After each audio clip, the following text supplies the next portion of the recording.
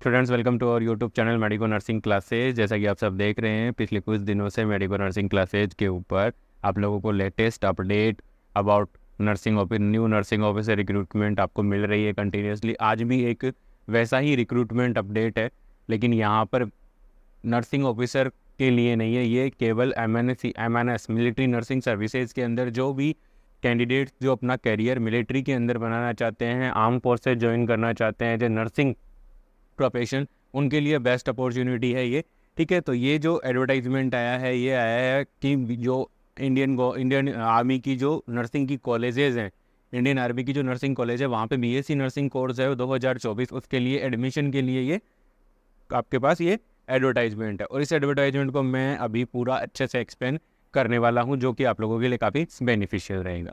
ठीक है, तो जो कैंडिडेट्स BSc नर्सिंग ज्वाइन करना चाहते हैं या BSc नर्सिंग में एडमिशन लेना चाहते हैं, तो उनके लिए एक अच्छी अपॉर्चुनिटी है कि वो अगर एक फीमेल कैंडिडेट्स हैं तो उनके लिए मिलिट्री नर्सिंग सर्विसेज या मिलिट्री के अंदर नर्सिंग प्रोफेशन को प्रैक्टिस करना काफ़ी ईजी होगा और बहुत ही अच्छी रेपुटेड ये एक जॉब होती है। तो इसमें ये लिखा हुआ है हमारे सबसे पहले कि join college of nursing under arm force medical services. जो आर्म फोर्स मेडिकल सर्विसेज है, AFMS, arm force medical services, ठीक है, उनको ज्वाइन करने के लिए ये आपके लिए BSc नर्सिंग के लिए जो एडमिशन है वो स्टार्ट किए गए हैं। ठीक है, इसमें ओनली फीमेल कैंडिडेट्स अप्लाई कर सकते हैं, ओनली फीमेल कैंडिडेट्स। ठीक है, तो मैंने सोचा ये फीमेल कैंडिडेट्स के लिए थोड़ा सा एक अच्छी अपॉर्चुनिटी है, तो उसको अच्छे से एक्सप्लेन करके मैं इसको आप लोगों के सामने इसको प्रेजेंट करना चाहता हूँ।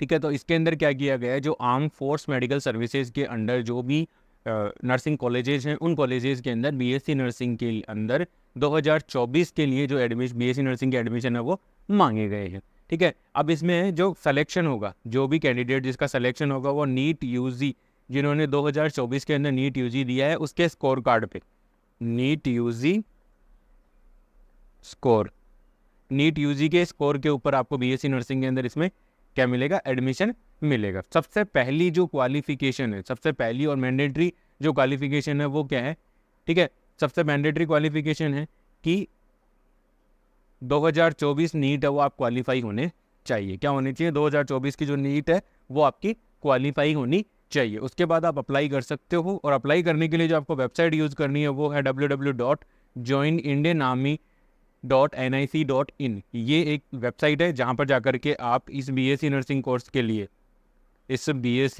कोर्स के लिए एडमिशन फॉर्म अप्लाई कर सकते हो। एडमिशन फॉर्म आप क्या कर सकते हो, अप्लाई कर सकते हो। नेक्स्ट वन जो एलिजिबिलिटी कंडीशन है वो है कि फीमेल कैंडिडेट्स होने चाहिए। ठीक है, अब फीमेल कैंडिडेट्स होने चाहिए, सबसे इंपॉर्टेंट है कि फीमेल कैंडिडेट होनी चाहिए, चाहे वो अनमेरिड हो, चाहे वो डाइवोर्स हो, चाहे वो लीगली सेपरेट हुई हो, और विडो विदाउट एनकम्बरेशंस। ठीक है, तो ये सारे हैं, ये मेन इंपॉर्टेंट जो कैंडिडेट की एलिजिबिलिटी कंडीशन रखी गई है कि ओनली फीमेल कैंडिडेट, वो चाहे अनमेरिड होगी, चाहे वो डाइवोर्स होगी, चाहे वो लीगली सेपरेट होगी। दूसरा, सिटीजन ऑफ इंडिया, वो इंडिया की ही प्रॉपर इंडिया के होने चाहिए। अब तीसरी सबसे इंपॉर्टेंट एलिजिबिलिटी कंडीशन रखी गई है, जो कि इंडियन आर्मी के द्वारा रखी गई है, वो क्या है कि जो फीमेल कैंडिडेट जिनका जन्म 1 अक्टूबर 1999 से लेकर के 30 सितंबर 2007 के बीच हुआ है, वही इस फॉर्म को अप्लाई कर सकते हैं। वही इस फॉर्म को क्या कर सकते हैं स्टूडेंट्स, अप्लाई कर सकते हैं। इंपॉर्टेंट, वेरी मोस्ट, ये बहुत ही इंपॉर्टेंट पॉइंट है। ठीक है, नेक्स्ट वन है एजुकेशनल क्वालिफिकेशन। के एजुकेशनल क्वालिफिकेशन की बात करें तो जो भी फीमेल कैंडिडेट है वो क्या होनी चाहिए, 10+2 होनी चाहिए, मतलब 12वीं पास होनी चाहिए। फर्स्ट अटेम्प्ट के अंदर उन्होंने 12वीं पास किया होना चाहिए। 12वीं के अंदर उनके पास फिजिक्स, केमिस्ट्री और बायोलॉजी के अंदर बॉटनी और जूलॉजी होने चाहिए। साथ के साथ इंग्लिश होनी चाहिए उनके पास, और इंग्लिश में उनके जो मार्क्स हैं वो 50% से कम नहीं होने चाहिए। क्या क्या होना चाहिए, सबसे पहले वो फर्स्ट अटेम्प्ट के अंदर 12th पास होनी चाहिए। 12th के अंदर उनके पास PCB होनी चाहिए, फिजिक्स केमिस्ट्री एंड बायोलॉजी होनी चाहिए। साथ में इंग्लिश के अंदर इंग्लिश और हिंदी एक कंपलसरी सब्जेक्ट चलते हैं, तो इनके अंदर इंग्लिश के अंदर उनके पास 50% मार्क्स होने चाहिए। साथ के साथ वो एक रेगुलर स्टूडेंट होनी चाहिए। ये है एक एजुकेशनल क्वालिफिकेशन। नेक्स्ट वन है फिजिकल स्टैंडर्ड। अब देखो, इंडियन आर्मी के अंदर आप जा रहे हो तो लास्ट जो हमने वीडियो अपलोड किया था medico nursing classes YouTube channel के ऊपर, जिसमें हमने बताया था कि BSF के अंदर SI स्टाफ नर्स की पोस्ट हैं, उनके लिए रिक्रूटमेंट थी। तो उनके लिए भी क्या था कि एजुकेशन नर्सिंग की क्वालिफिकेशन के साथ साथ उन्होंने फिजिकल स्टैंडर्ड को भी बराबर अहमियत दी थी। ठीक है, तो यहाँ पर भी पूरी इंपॉर्टेंस दी जाएगी आपके फिजिकल स्टैंडर्ड को, उसी के अकॉर्डिंग आपको सेलेक्ट किया जाएगा। तो फिजिकल स्टैंडर्ड के अंदर क्या है, देखो आर्म फोर्स ज्वाइन करने के लिए फीमेल की जो हाइट है, मिनिमम हाइट है वो होनी चाहिए 152 सेंटीमीटर, 152 सेंटीमीटर होनी चाहिए। और अगर कोई फीमेल कैंडिडेट हिली या नॉर्थ ईस्टर्न स्टेट से, नॉर्थ ईस्ट स्टेट से हैं और हिली एरिया से है, तो उनकी हाइट है वो मिनिमम होनी चाहिए 147। जैसा कि हम जानते हैं असम वगैरह, असम है, हिमाचल है, इन साइड के लोगों की, असम मणिपुर है, मेघालय है, इस तरफ के लोगों की क्या होती है, हाइट थोड़ी सी लेस देन ही रहती है। तो उनके लिए अलग से रिलैक्सेशन इसमें दिया गया है। नेक्स्ट वन है SC/ST के जो कैंडिडेट्स हैं उनके पास एक वैलिड सर्टिफिकेट होना चाहिए अपनी कास्ट का। जो वो ये वैलिड सर्टिफिकेट आपको क्या करना है, ये जब आप अप्लाई करो joinindianarmy.nic.in पे जा करके, तब आपको ये वैलिड सर्टिफिकेट होना चाहिए। साथ ही साथ जो फीमेल कैंडिडेट जिनके पास एनसीसी का सी कैंडिडेट्स हैं, एनसीसी सी कैंडिडेट्स हैं, एनसीसी के सी कैंडिडेट्स हैं, ठीक है, उनको अपना जो एनसीसी का सी सर्टिफिकेट है, एनसीसी का सी सर्टिफिकेट है, वो क्या करना है, अप्लाई करना है। तो ये भी आप लोगों के लिए एक अलग अपॉर्चुनिटी बनती है कि आप एनसीसी से बिलोंग कर रहे हो कि नहीं कर रहे हो। ठीक है, दूसरा है स्क्रीनिंग प्रोसेस कि कैसे इस कोर्स के लिए आपको सेलेक्ट किया जाएगा, कैसे आपको चुना जाएगा। तो पहला होगा शॉर्ट लिस्टिंग ऑफ कैंडिडेट, वो होगी नीट यूजी के आधार पर, नीट यूजी के स्कोर के आधार पर आपको शॉर्ट लिस्ट किया जाएगा। ठीक है, शॉर्ट लिस्ट करने के बाद क्या होगा, शॉर्ट लिस्ट करने के बाद होगा डॉक्यूमेंट वेरिफिकेशन। उसके बाद आपके प्रॉपर डॉक्यूमेंट्स हैं उनको टेस्ट किया जाएगा, चेक किया जाएगा फिजिकली। आप लोगों को दिल्ली के अंदर जो मिलिट्री हॉस्पिटल है वो वहाँ पर बुला करके आपको ये जांच की जाएगी, डॉक्यूमेंट्स वेरिफिकेशन किया जाएगा। नेक्स्ट वन है कि test of general intelligence and general English. उसके बाद आपका एक टेस्ट होगा जिसके अंदर आपको जनरल इंटेलिजेंस और जनरल इंग्लिश के बारे में आपसे सवाल पूछे जाएंगे।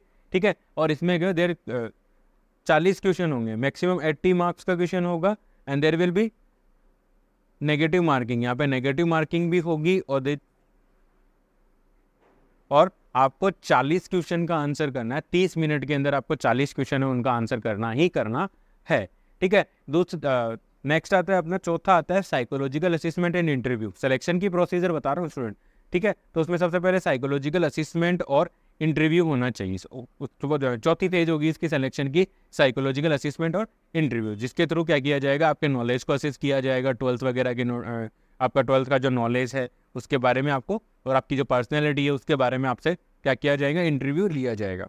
नेक्स्ट लास्ट होगा, पाँचवा होगा मेडिकल एग्जामिनेशन। ठीक है, मेडिकल एग्जामिनेशन, क्योंकि अगर आप मिलिट्री ज्वाइन कर रहे हो तो डेफिनेटली आप फिजिकली फिट होने चाहिए, मेंटली फिट होने चाहिए, तो उसके लिए आपका क्या किया जाएगा, मेडिकल एग्जामिनेशन किया जाएगा।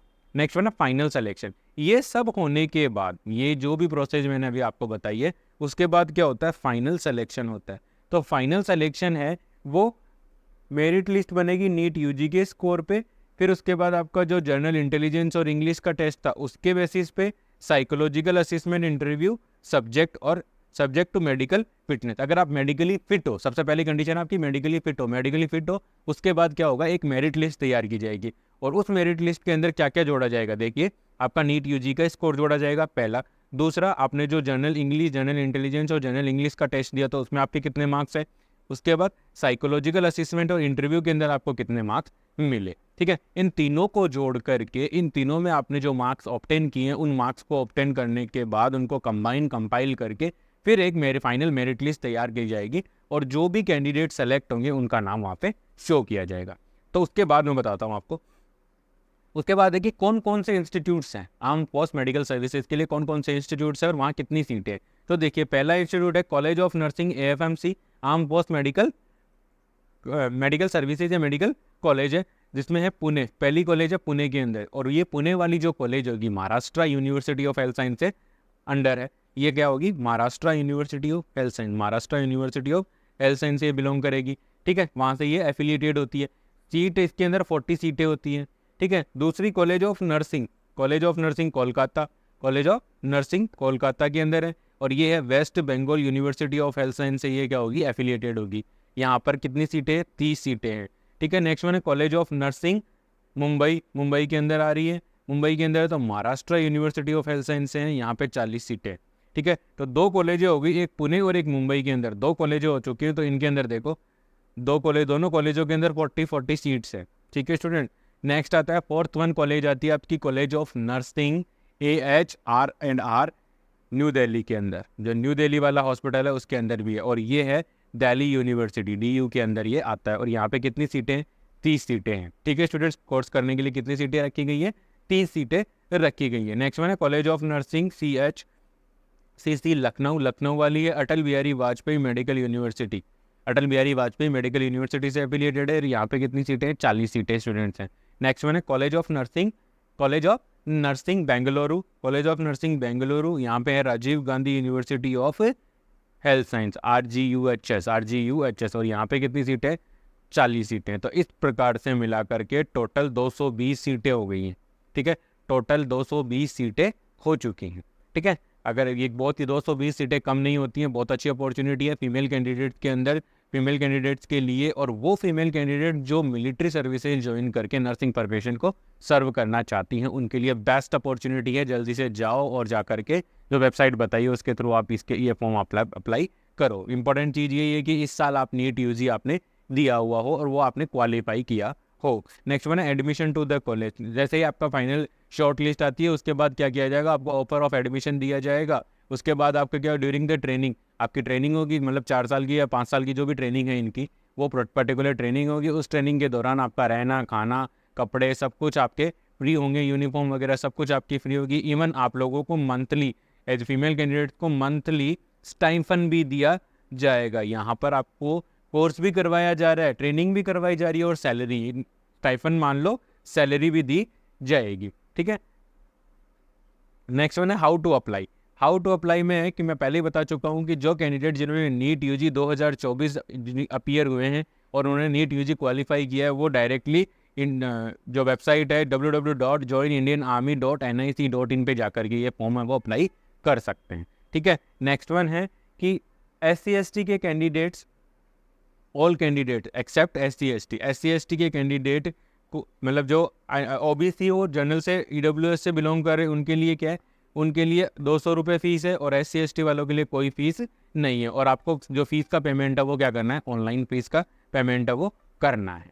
ठीक है। कैंडिडेट आर रिक्वायर्ड रेगुलरली आपको क्या करना है? ज्वाइन इंडियन आर्मी जो वेबसाइट है उस पर आपको रेगुलर अपडेट्स के साथ काम करना है, उसके ऊपर रेगुलर अपडेट्स के साथ आपको रहना है। यहाँ पर एक और इम्पॉर्टेंट नोट बताना चाहूँगा स्टूडेंट्स कि इस कोर्स के अंदर जब आप सेलेक्ट हो जाते हो उसके बाद आपको एक बॉन्ड भरवाया जाएगा, ताकि आप military nursing services MNS military nursing services के अंदर, जैसे ही आपका कोर्स कंप्लीट हो जाएगा उसके बाद आपको क्या किया जाएगा? मिलिट्री नर्सिंग सर्विसेज के अंदर आपको जो भी मिलिट्री के जो भी पर्टिकुलर हॉस्पिटल्स हैं उन पे आपको नर्सिंग प्रोफेशन और नर्सिंग प्रैक्टिस के लिए भेज दिया जाएगा। लेकिन अगर आप वहाँ से विड्रॉ करते हो तो वो बॉन्ड आपको क्या करना पड़ेगा? भरना पड़ेगा। इनका पर्टिकुलर जो बॉन्ड होगा, मतलब यू हैव टू पे बॉन्ड मनी, आपको बॉन्ड की जो मनी है वो पे करनी पड़ेगी। ये एक इंपॉर्टेंट अपॉर्चुनिटी है, ये इंपॉर्टेंट पॉइंट था, तो मैंने आप लोगों के साथ डिस्कस किया। और ये बहुत ही अच्छी अपॉर्चुनिटी है फीमेल कैंडिडेट्स के लिए जिन्होंने इस साल 2000 नीट UG दिया और किसी भी कारणवश उनका MBBS के अंदर एडमिशन नहीं हो पाया, तो उनके लिए एक बेस्ट अपॉर्चुनिटी है। BSc नर्सिंग भी कोई कम कोर्स नहीं होता। और दूसरा, आप देश सेवा कर रहे हो, डायरेक्टली आप इंडियन आर्मी के अंदर आप ज्वाइन कर रहे हो, तो बेस्ट अपॉर्चुनिटी है। मेरा आप सबसे यही अनुरोध है कि आप जाके, अगर आप एलिजिबल हो तो और आप करना चाहते हो ये कोर्स, आप जल्दी से जाके साइट से और इस ज्वाइन इंडियन आर्मी वेबसाइट पे जाकर के आप ये फॉर्म अप्लाई कीजिए। अगर आपको इस फॉर्म से रिलेटेड कोई भी डाउट है तो आप मुझे कमेंट सेक्शन में ज़रूर बताइए, मैं डेफिनेटली उसका आंसर करूँगा। Thank you so much.